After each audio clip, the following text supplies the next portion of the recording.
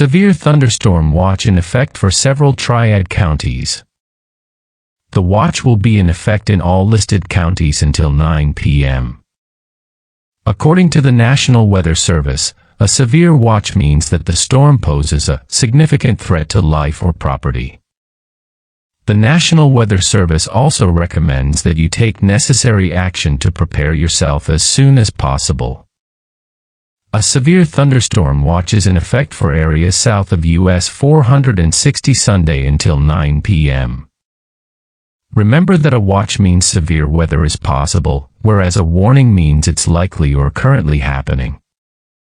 The main areas of concern with any scattered storms that develop Sunday afternoon and evening will be localized wind damage and hail. The tornado threat is low, but it is not zero.